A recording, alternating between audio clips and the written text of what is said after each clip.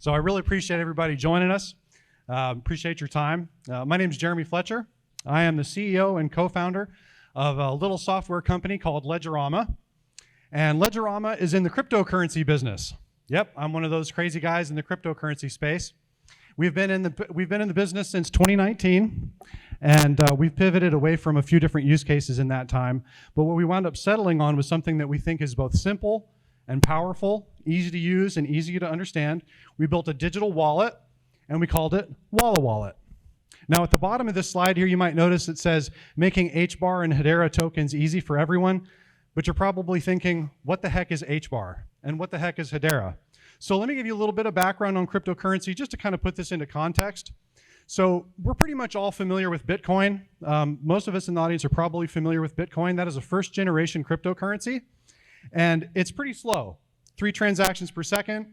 It's very expensive to use, actually, $20 on average per transaction. And it consumes a heck of a lot of energy. Bitcoin is very energy intensive. Hedera Hashgraph and HBAR, on the other hand, this is a 3rd generation cryptocurrency. It's capable of over 10,000 transactions per second. It's very cheap. We're talking about 1/1000th of a penny per transaction. And we're very proud of the energy efficiency. Just to give you a little bit of more context, so the Visa network on average, like the credit card network, operates at 2,000 transactions per second, and the average cost of a transaction is about $1.42, just to kind of help you put all this stuff into context. So you might be asking yourself, what is Hedera? Who's behind this team? Who's going to be using it? How are they capable of all of these incredible things like the cheapness and the energy efficiency? Well, it's owned and governed by these guys: Google, IBM, Deutsche Telekom, which is T-Mobile, Nomura, which is one of the biggest banks in Japan. So the list goes on and on. These are the people that are going to be using and building on Hedera Hashgraph technology. They're currently building use cases, and some of them are coming out. But I'm proud to say that WallaWallet and our company, Ledgerama, was the first fully supported mobile wallet to be operating on the Hedera Hashgraph network. So you see this HTS. What HTS means is that WallaWallet is able to allow users to create their own tokens within the application. We want to make it easy to create, send, and receive and view these. You might have heard of the NFTs. So NFTs are oftentimes art is turned into an NFT. So we want these to be people to be able to simply view these in a gallery. We're working on some really cool stuff with what we call geolocation-based NFTs. And this opens up a whole bunch of use cases, things like coupons, geolocation-based coupons, games, if you think of things like Pokemon Go and stuff like that. A lot of interesting things you can do with geolocation. We're updating our styling. And we have some developer tools to open up a world of interoperability and make us more useful within the developer space and application space that's around us. So we just really want to make tokens, things like NFTs, super simple for the user. We want it to be so easy that you could take a photo out of your photo library on your phone, turn it into an NFT, and send it off to your grandma. These tokens create a lasting digital impression with the users. So as I mentioned before, we've been in operation for a little while. We launched WallaWallet at the end of 2020. Since then, we've gained more than 12,000 active users, and that's just based off of the opt-in data alone. And of those folks that are downloading the application, they are using it, and they're spending money. We're very proud of our 10% conversion rate.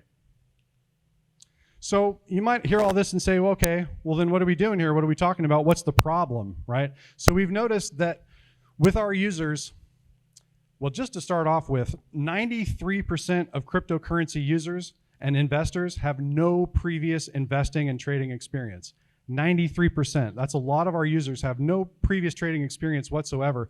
So what they need simple, actionable metrics, simple tools, investor tools to help them understand the space. You can think of our market indicators as like a weather vane, right? That basically just tells these crypto investors which way the winds are blowing. Crypto markets are incredibly volatile. They're going up and down, they're left and right, they're all over the place.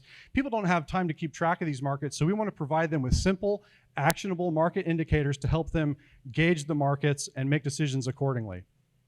And one thing that I want to emphasize is that while investor tools might sound complicated, we're talking about very simple, actionable indicators here. So how do we do it?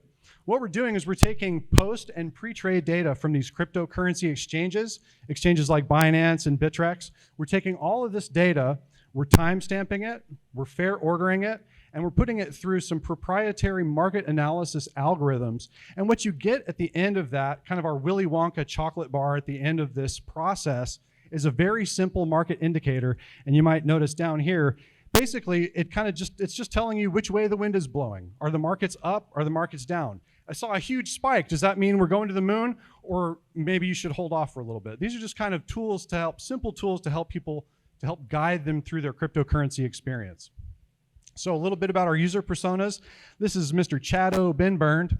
Chado is about 45 years old, makes $250,000 a year. He is a busy guy. He's a crypto investor. He's very busy. He helps his family with their digital assets, but he's a busy guy. He needs 24/7 notifications buzzing him on his phone, so he's aware when the markets are doing something crazy. He wants a notification on his phone so he can act accordingly and adjust.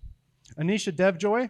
She's 30 years old. She's a UI UX designer, so she's highly proficient with technology. She's kind of the crypto evangelist in her family. She's the one that's helping everybody in her family learn about digital assets. She helps them manage it. She's also busy, and she needs 24/7 notifications and the ability to pull that data so she can see it, help her guide her decision-making as she goes along.